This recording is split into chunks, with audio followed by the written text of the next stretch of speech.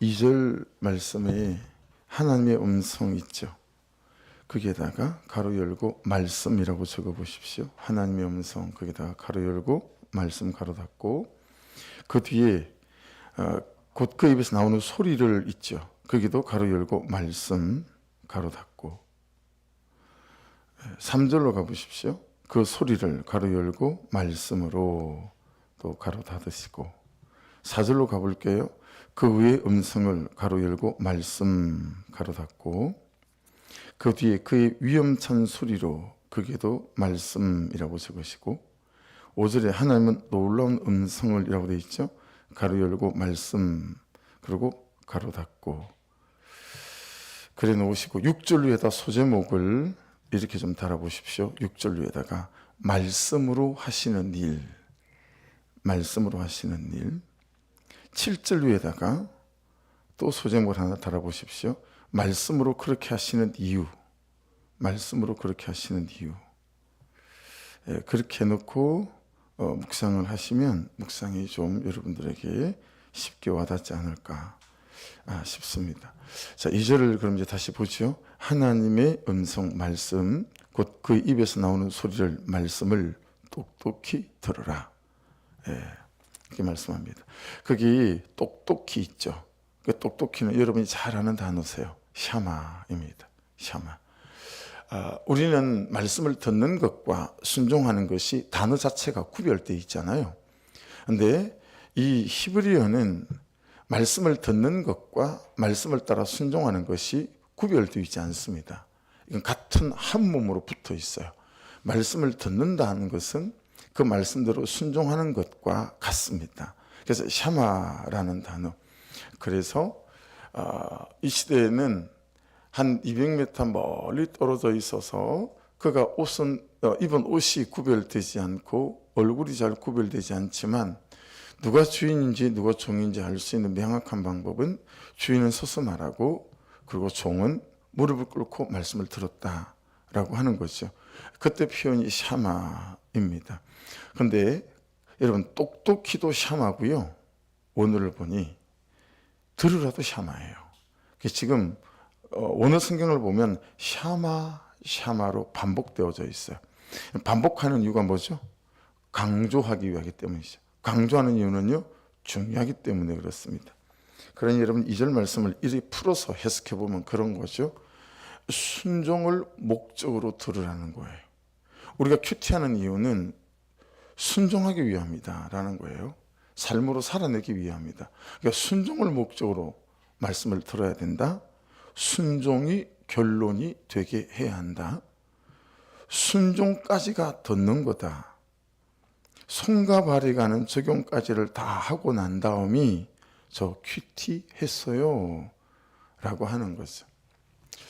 그래서 어떻게 하든 이 삶의 패러다임이나 구조를 좀 바꿔놔야 되겠길래, 우리 지금 중고등부 아이들에게 핸드폰 감옥에다가 집어넣는 거, 밤 11시부터 아침 7시까지 그 1,000원, 그리고 15단계에 걸쳐서 기도하고, 그 다음에 본문을 읽고 대제목을 보고 소제목을 보고 쭉 있어요.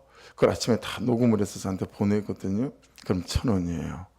그래서 한 3주 만에 어제 주일날 계산을 했더니 제일 많이 이제 상금을 가져가는 애가 27,000원, 23,000원이 둘, 27,000원 아이는 다 한 거예요. 하나도 빠뜨리지 않고. 이제 이번 주일부터 이제 큐티하는 내용을 좀 더 들어가 보자. 그래서 잠깐 컨퍼런스를 저희끼리 또 몇 시간 갖기로 했어요. 이렇게 하는 이유가 뭐겠어요? 우리 아이들은, 중고등부 아이들은 아직 큐티를 했다라고 볼 수는 없죠. 큐티하는 훈련을 하는 거예요. 그래서 물어봤어요. 어떠니? 좀 도움이 되니? 그냥 좀 삶의 한 부분이, 일부분이 돼가는 것 같긴 해요. 그렇게 애들이 대답을 하더라는 거죠. 근데 그게 아직 큐티는 아니죠. 큐티는 손과 발이 가는 적용까지를 다 하고 난 다음이 큐티했다라고 할 수 있는 거다. 지금 오늘 이절 말씀을 근거로 해서 보면 그렇습니다. 3절을 보십시오. 그 소리를, 그 말씀을, 그죠? 천하에 펼치시며, 하나님께서 번갯불을 땅끝까지 이르게 하시고. 예. 여러분, 인생은 농사에 종종 비유하지 않습니까? 신앙생활도 비슷하다 싶어요. 그렇죠? 그래서 봄, 여름, 가을, 겨울 사계절 같은 그런 인생의 계절도 있고요. 또 농부의 인생과 사계절은 쟁기로 시작해요. 그렇죠? 거름을 뿌리고 쟁기로 시작하죠. 호미도 있고 도구가 괭이도 있고 삽도 있고 추수 때는 낫을 많이 쓰고요. 현대 와서는 모를 심는 이항기로부터 시작해서 가을에는 컴바인 같이 바로 벼를 이렇게 베어내면서 바로 탈곡을 하죠. 아직 벼를 쌀을 만드는 과정은 아니지만, 그리고 경교로 막 실어 나릅니다. 이런 도구로 농부는 자신의 계절을 농사 짓습니다. 하지만 하나님의 백성은 인생의 사계절, 관계라고 하는 사계절, 시간이라고 하는 사계절, 내 삶의 모든 시간과 과정이라는 사계절을 말씀으로 씨를 뿌리고, 말씀으로 기름을 주고, 말씀으로 잡초를 뽑고, 말씀으로 여름날의 땡볕, 가뭄, 홍수를 견디기도 하고, 그리고 말씀으로 추수를 한다라고 하는 거죠. 그래서 하나님은 이 말씀으로 천하에 펼치시고 번갯불을 땅끝까지 이르게 하신다라고 말씀합니다. 하나님 말씀으로 세상을 창조하셨다라는 거죠. 그리고 그 말씀으로 세상을 운행하시고 통치하신다라고 하는 것입니다. 하나님은 오늘도, 지금도 이 사건, 이 문제 속에도 말씀으로 우리에게 말씀하신다라고 하는 것이니, 말씀이 말씀하시는 말씀에 가감하지 마시고 여러분의 견해와 감정을 섞지 마십시오. 그래서 객관적인 말씀을 자꾸 감정을 섞고 주관된 말씀으로 바꾸어서 주의 말씀을 나의 말씀으로, 주의 복음을 내 복음으로 바꾸어서 여러분 삶에 처방하시고, 그리고 삶에 대하여 반응하지 않기를 주의 이름으로 축복합니다. 아닌 것은 아닙니다. 안 되는 것은 안 되는 거고, 끊으라는 것은 끊으시면 돼요. 자꾸 내 감성에 주관적인 것들을 묻어서 내 방식대로 처리하는 것들을 정말 조심하셔야 합니다. 그래서 여러분, 어떤 사람은 말씀으로 씨를 뿌리는 것까지 잘해요. 여러분, 씨를 뿌린다고 농사가 됩니까? 그렇죠? 쟁기질도 해야 되고, 모내기 하려면 쓰레질 해야 돼요. 그렇죠? 그리고 모두 뽑아야 하고요. 제일 힘든 게 뭔지 아세요? 여름날에 학교 갔다 와서 집에 아버지 없으면 어디 계신지를 뻔히 아니까 논으로 나가죠. 아버지가 안 보여요. 가을이 이제 이 가을 추수 때 되기 전에 피를 뽑는 계절이 있거든요. 그 피를 뽑는 이유는 이 피도 추수가 되어지게 되면 이게 이제 눈바닥에 다 뿌려지지 않겠습니까? 그렇죠? 그게 익으면. 그럼 그 다음에도 피가 많이 나니까 이게 피가 익기 전에 다 뿌리를 뽑아야 돼요. 요즘은 오히려 여러분, 논에 피가 많으면 쌀값을 더 받습니다. 유기농이다 이래가지고. 근데 옛날에는 안 그랬어요. 논에 피가 있으면 동네 어른들로부터 다 책망을 받았어요. 아이, 저 깨올라가지고 말이야, 논에 피도 안 뽑고. 그러니 그냥 내 체면을 위해서라도 눈에 피를 다 뽑아야 됐어요. 그래서 가면 아버지가 안 보여요. 허리 수그려가지고 피 뽑느라고, 잡초 제거하느라고. 아버지라고 부르면 그때서 허리를 펴시면서 여기 있다라고 대답을 하시죠. 그러니까 여러분, 참 씨를 뿌리는 것들은 잘 하시는데, 문제는 우리의 말씀으로 씨를 뿌리는 논, 밭, 여기서 왜 추수가 제대로 일어나지 않냐면 잡초를 잘 제거하지 않는다라고 하는 거죠. 예. 잡초와 그냥 벼와 같이 키우는 거죠. 예. 그럼 영양분이 다 글로 가니까 제대로 열매가 맺히지 못하는 거 아니겠습니까? 그렇죠? 그래서 여러분, 이 사계절 가운데 여름 땡볕에서 이 잡초를 뽑아내는 것들에 대해서 저와 여러분이 참 타협지 않는 이중심이 없으면 내 삶에 말씀이 말씀하시는 그들의 추수를 거두기가 쉽지 않을 거다라고 하는 것들을 말씀하셔서 깨닫게 되었습니다. 자, 4절을 보십시다. 그 후에 음성 말씀을 바라시며 그 위험찬 소리 말씀으로 천둥을 치시고 그 음성에 말씀이 들릴 때에 번개를 멈추게 아니하시느니라. 5절, 하나님은 놀라운 음성을 말씀을 내시며 우리가 헤아릴 수 없는 큰 일을 행하시느니라. 하나님께서는 말씀으로 다 하신다라고 말씀하세요. 그렇죠? 자, 4절 바라시며 있죠. 거기 밑줄 한번 그어보십시오. 그 음성을 바라시며, 거기 밑줄 좀 그어보시고, 그 다음에 바로 그 뒤에 천둥을 치시며 있죠. 치시며도 밑줄 한번 그어보십시오. 자, 바라시며라고 하는 것은 샤그라는 단어인데요. 여러분, 사자나 호랑이가 얼마나 쩌렁쩌렁하게 표효합니까? 그죠? 어르렁거리잖아요. 사자의 어른거리는 보다, 수사자의 어르렁거리는 보다 여러분, 호랑이의 어른거리면 또 우리나라는 계곡에 있다 보니까 소리가 울리잖아요. 그래서 우리가 뭐 그런 데서 호랑이 소리를 들어본 적은 없습니다만은 여전히 사자 소리는 우리가 들을 수 있잖아요. 그래서 여러분, 우는 사자와 같이 삼킬자를 찾으며 라고 되어져 있는 그 말씀을 제일 처음 제대로 딱 이해한 사람들은 사냥꾼이라는 거죠. 여러분, 늙은 수사자는 이제 이렇게 짐승을 잡을 때 여러분 사슴이나 이런 것들이 주력을 당할 수가 없다는 거죠. 그래서 풀숲에 딱 숨어 있다가 제일 어려 보이고 약해 보이는 이제 그런 동물을 훨씬 힘들겠죠, 그렇죠? 오랜 시간 참고 견디고 기다려야 되니까. 그러고는 그 앞에서 이 우렁찬 목소리로 어르렁거리면 얼어가지고 꼼짝을 못 한다는 거예요. 못 도망간다는 거예요. 바짝 얼어가지고 그때 이제 와서 이렇게 잡아먹는다. 그렇게 그 구절을 해석을 했었거든요. 그래서 지금 그런 거예요. 바라시며 쩌렁쩌렁한 소리예요. 무슨 뜻이겠어요? 안 들릴 수 없는 소리라는 거예요. 말씀은 안 들릴 수 없는 소리다. 그래서 말씀이 잘 안 들려요라고 하는 것들을 대단한 우리가 이해함을 갖고 있긴 하지만, 그렇죠?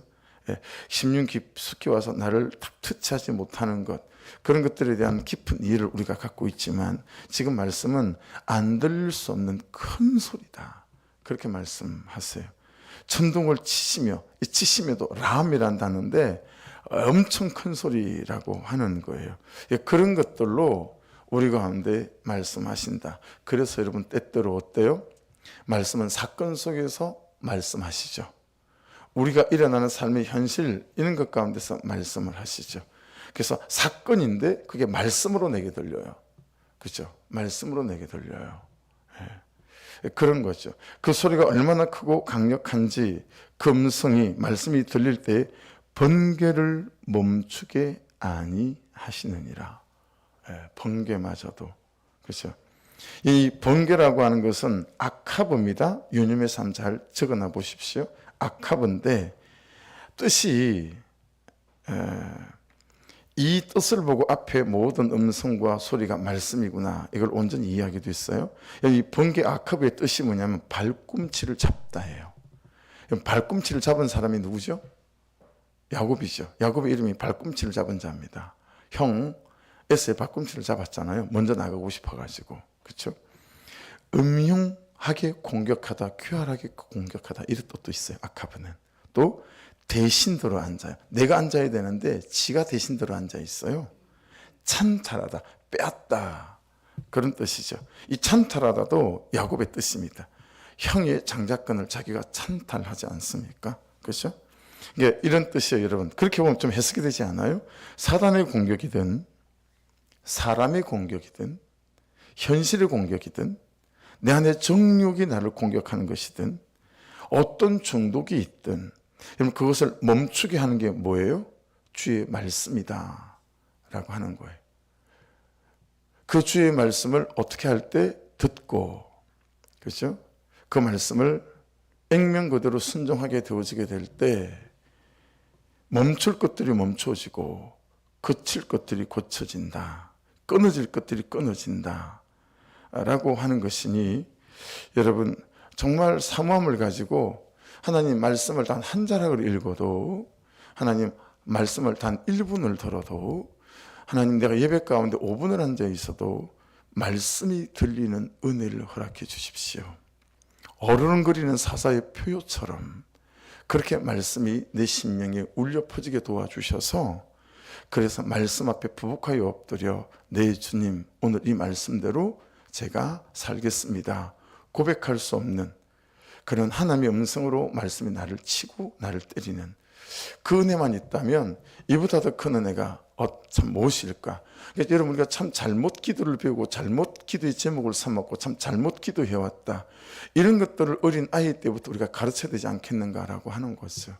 야, 아들아, 딸아, 손자야, 손녀야, 너는 주의 말씀을 듣고 그 말씀대로 네 인생의 걸음을 뗄 때 네 인생의 가장 아름다운 열매가 인생의 결론이 되어진다 라고 하는 것들을 우리가 가르치고, 특별히 그렇기 때문에 넌 항상 이렇게 기도해야 돼, 하나님의 말씀이 들리게 해주세요. 그래서 여러분, 이랬으면 좋겠어요. 여러분은 그렇게 건면하고 가르쳤으면 좋겠어요. 아이들 글자를 가르치잖아요. 오늘도 청장년 여러 아이 엄마들이 또 유튜브로 이 설교를 들으시겠지만 부탁드려요. 기억을 가르치고 니은을 가르칠 때 있으시죠? 비긋과 리을을 가르칠 때 있으시잖아요. 그렇게 아이들에 대한 교육료를 집착하시고 하시니까 부탁드려요. 그때 좀 이런 것들을 벽에다 써붙였으면 좋겠어요. 이걸로 그냥 히읗을 먼저 가르치고, 그리고 R을 먼저 가르치면 하나님을 먼저 가르쳤으면 좋겠고, 이영, 예수님 할 때 이영을 먼저 가르쳤으면 좋겠어요.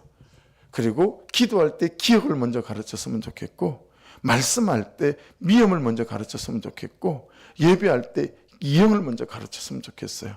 그리고 아이들한테 가르치면서, 야, 어떤 것보다도 너한테 중요한 건 말씀이 들리는 사람이어야 된다, 이거 먼저 가르쳤으면 좋겠어요. 너는 말씀이 들리는 사람이 되어야 된다고. 너는 영어를 좀 못해도 관계없고, 너는 공부를 좀 못해도 관계없는데 너는 말씀이 들리는 사람이 되어야 된다. 이것부터 우리가 가르쳐 왔었다면, 우리가 그런 가르침을 받고 신앙생활과 교회생활을 했다면, 그렇죠? 이 말씀이 들리는 사람이었다면, 여러분, 우리 인생에 놀랍게 정말 많이 지금보다는 달라져 있지 않을까. 그래서 그렇게 우리가 말하고 전하고 가르쳤으면 좋겠다. 그것으로부터 우리가 알파벳을 가르치고, 영어를 가르치라도 프레이부터 가르치고요. 그죠? 영어를 가르치다도 W, 월십부터 가르치고, 채플부터 가르치고, 그게 참 우리가 해야 될 부분들이 아니겠는가. 제일 먼저 B를 가르쳐야 될 것 같아요. 그죠? 바이블, 성경을 먼저 가르치고. 그래서 너무 좋겠다. 여러분, 어떤 것보다도 말씀이 들려야 된다. 여기에 참 우리가 큰 중심을 가지고 기도해야 되겠다. 날로 기도할 때마다 여러분, 하나님, 제가 말씀이 들리게 도와주세요, 이런 거죠. 6절 보십시오. 말씀을 하시는 일이라고 소제목으로 다루셨죠. 눈을 명하여, 눈이죠. 눈을 명하여 땅에 내리라 하시며 말씀을 하시는 일이에요. 적은 비와 큰 비도 내리게 명하시느니라. 말씀을 그렇게 하시는 이유 7절. 그가 모든 사람의 손에 표를 주시어 모든 사람이 그가 지으신 것을 알게 하려 하십니다. 여러분, 그 표는 화탐이란 단어인데요, 도장을 찍다, 봉인을 하다. 그랬으니 또 다른 말로 봉인을 열다도 돼요. 말씀은 봉인해 놓은 거죠. 요한계시록에 나오잖아요. 그렇죠? 근데 어때요? 말씀이 들리는 건 봉인되는, 열리는 거예요. 열리는 것이죠. 보이는 것이죠. 어제 오늘 말씀을 묵상을 하면서는 한 1년에 한 2번 정도, 한 달 나누어서 태도학교, 어느 학교, 뭐 이런 걸 우리 교회는 좀 해봐야 되겠다, 그런 생각했어요. 왜 그러냐면, 말씀을 묵상해 가며 큐티는 하는데 태도를 고치지 않아요. 아내를 대하는 태도, 자녀를 향한 말의 태도, 그리고 내 가정에서 주부로서의 역할에 대한 태도, 남편으로서 내 삶의 성실에 대한 태도, 그런 학교가 없잖아요. 말을 바꾸는 어느 학교, 이런 거 없잖아요. 그런 것들을 만들어서 구체적으로, 제가 그러고 싶은 거죠. 제가.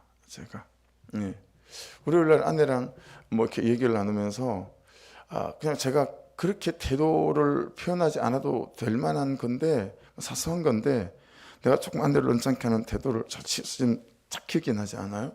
그 태도를 또 이렇게 남편답지 못한 그런 태도를, 제가 이렇게 큐티하는 사람답지 못한, 은혜가 있는 사람답지 못한 태도. 그러니까 은혜는 있는데요, 내 태도는 은혜가 없는 거예요.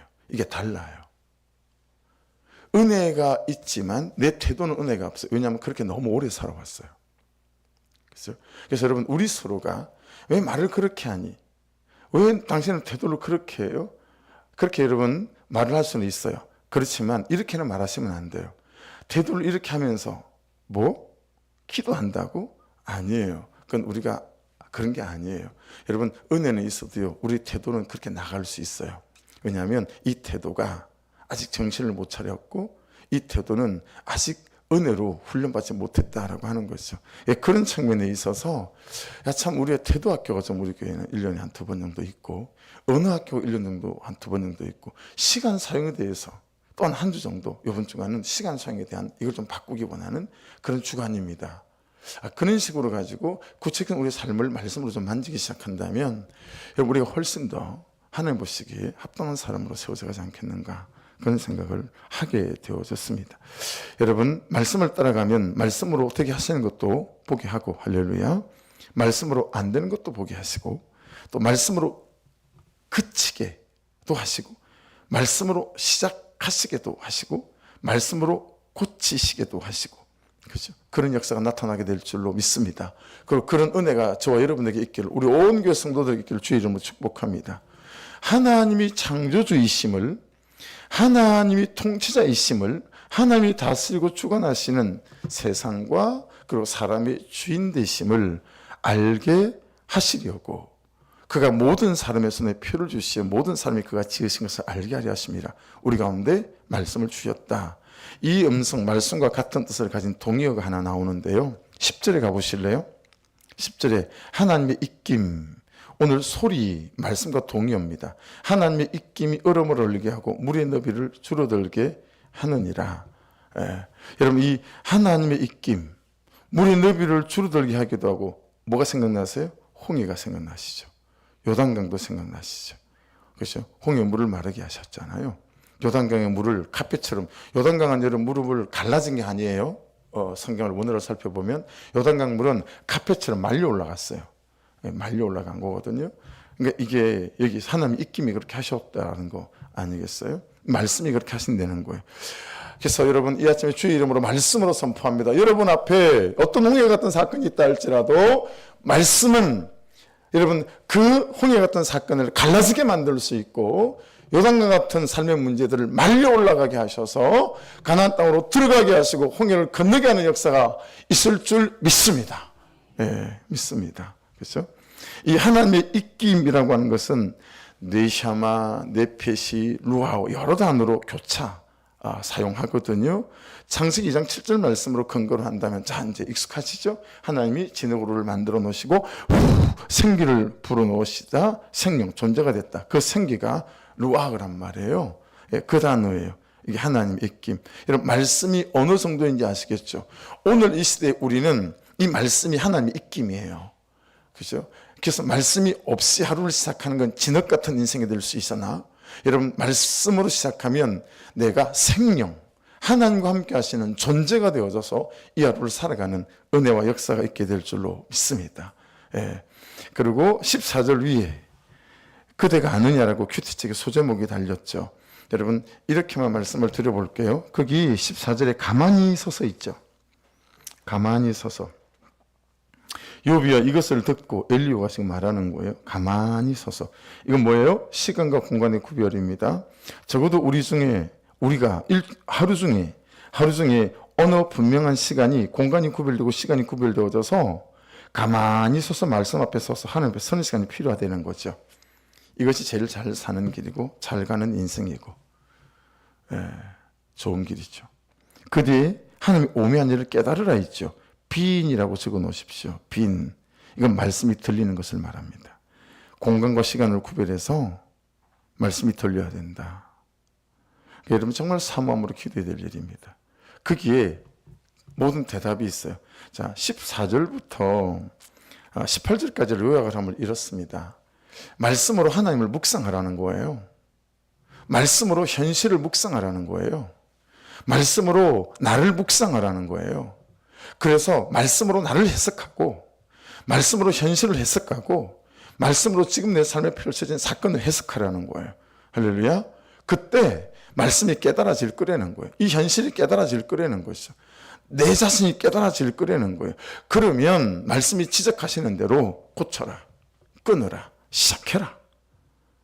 그렇게 삶으로 반응하기 시작할 때 말씀 가운데 역사하시는 하나님을 경험하게 될 거다라는 내용입니다.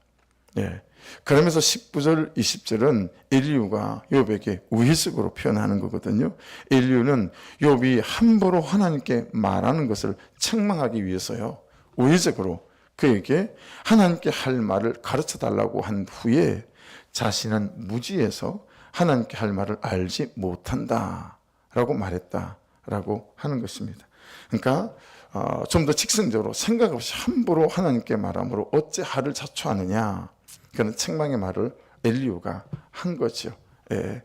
앞에 있는 36장 말씀이 이제 근거가 되겠죠. 21절 아무도 볼 수 없는 빛이라고 되어져 있죠. 여러분 큐티책의 소제목이 그 밝은 빛을 아무도 볼 수 없느니라. 23절로 가보십시오. 전능자를 우리가 찾을 수 없나니. 24절 그러므로 사람들은 그를 경외하고 그는 스스로 지럽다는 모든 자를 무시하느니라. 여러분 8절로 가보실래요? 8절을 같이 한번 읽어보겠습니다. 시작. 그러나 짐승은 땅속에 들어가 그 초수에 머무느니라. 처음에 이 말씀이 이해가 되지 않고 해석이 되지 않는 거예요. 근데 말씀을 전체를 보고 나다가 제일 마지막에 이 8절 말씀 이해가 됐어요. 7절을 보세요. 그가 모든 사람의 손에 표를 주시어 모든 사람이 그가 지은 것을 알게 하려 하심이죠. 그래서 우리는 말씀을 통해서 나를 해석하고 내 삶을 해석하고 그렇게 하나님의 뜻들을 깨닫는 거예요. 그런데 8절 그러나 접수사가 그러나예요. 짐승들은 땅속에 들어가 그 초수에 머무느니라. 무슨 뜻이에요? 짐승들은 여러분 말씀을 볼 일도 없고 말씀으로 자기를 해석할 일도 없고 그래서 아무것도 모르는 거죠. 그냥 땅속에 들어간다는 거예요. 그죠? 그리고 거기 초수에 머문다라는 거예요. 여러분 이렇게 짐승으로 표현을 했어요. 너무 격한 표현이고 과한 표현이 아닐까 싶지만 대조시킨 거죠. 말씀을 듣고 깨달아 말씀으로 자기 삶을 해석하고 반응하는 사람과 말씀을 들을 수도 없고, 그렇죠? 말씀을 들을 수도 없고 그 말씀으로 자신을 해석할 수도 없고 그리고 말씀으로 반응할 수도 없는 이 짐승과 대조를 시켜놓은 거 아니겠어요? 그러니 여러분과 제가 어떤 때는 말씀을 듣고 반응하는 사람일 수도 있으나 어떤 때는 말씀을 듣지도 들리지도 반응하지 않는 짐승 같은 존재로 내가 서 있을 수 있겠구나 라고 말씀이 우리에게 아주 극명하게 대비하고 대조해서 말씀하고 있는 것이니 여러분 항상 주의 말씀이 들리게 하소서라고 고백하시고 그 들린 말씀으로 우리의 삶과 내 자신의 죄와 연약함과 해석하셔서 자꾸 말씀의 감정을 보태서 여러분 그게 잘하는 것인 것처럼 그렇죠? 그렇게 오해하시면 안 된다라고 하는 것입니다. 아시겠죠? 그것이 타협의 지점이. 그래서 집착과 하나님이 말씀하시는 사랑을 구분하셔야 합니다. 예. 대부분의 사람들이 사랑과 집착을 구분하지 못해요. 집착은 죄고요. 사랑은 은혜로 하는 겁니다. 그렇죠? 그러므로 여러분 이 하루도 주의 말씀이 저와 여러분을 잘 격동시키고 사로잡아 주셔서 주의 말씀으로 반응해 가시는 은혜가 있기를 주의 이름으로 축복합니다. 말씀 붙잡고 기도하시고 이전 문제 가운데 하나님 사람들을 붙여주시고 또 올리앗 같은 부살렐 같은 그리고 진실한 분들로 그리고 모든 필요한 것들 위해 하나님 함께해 주옵소서. 무엇보다 이 어간이 붕의 때요 은혜 때가 되도록 역사해 주옵소서. 우리 주여 한번 불고 기도 드리겠습니다. 주여 오늘은 아동부수를 좀 중보해 주십시오.